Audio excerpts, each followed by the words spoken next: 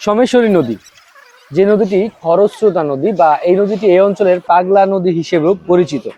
এই নদীর পানি কখন বাড়ে বা কখন কমে এটা একদম বলাই মুশকিল। বর্ষার সিজনে হুটহাট পানি চলে আসে। যেমনটি দেখছেন এই নদীর উপরে যে সাঁকুটি তৈরি করা হয়েছে, এই সাঁকু পারাপার হতে কিন্তু মানুষকে অনেক ভোগান্তি পার হতে হচ্ছে।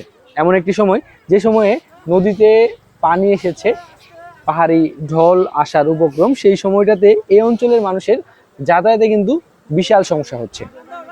যে নদীটি পারাপার হতে যে বয়স্ক যারা আছে বা ইয়াং যারা আছে তারা হয়তো খুব সহজেই নদী পারাপার হলেও বাচ্চা এবং কি বৃদ্ধ বা অসুস্থ ব্যক্তির জন্য কিন্তু এই সাঁকো পারাপার হওয়া অনেক কষ্টসাধ্য ব্যাপার।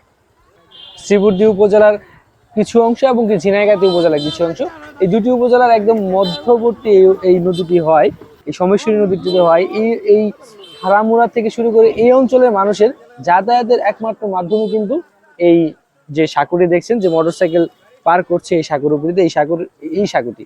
তবে এই অঞ্চলে যখন পাহাড়ি ঢল বা পানি বেশি থাকে, এইখান দিয়ে যাতায়াত করা মানুষের পক্ষে অনেক কষ্টসাধ্য এবং কি অনেক প্রাণহানি ঘটার মতো অবস্থা ঘটেছে এই সাঁকো দিয়ে। সোমেশ্বরী নদীর উপরে একটি ব্রিজ এই অঞ্চলের মানুষের প্রাণের দাবি। প্রতি বছরই এই দুর্ভোগ বা এই ভোগান্তি লাঘবের জন্য দায়িত্বশীল যারা আছেন তাদের কাছে প্রতি বছরই তাদের দাবি থাকে সোমেশ্বরী নদীর উপরে একটি ব্রিজ নির্মাণ করা হোক।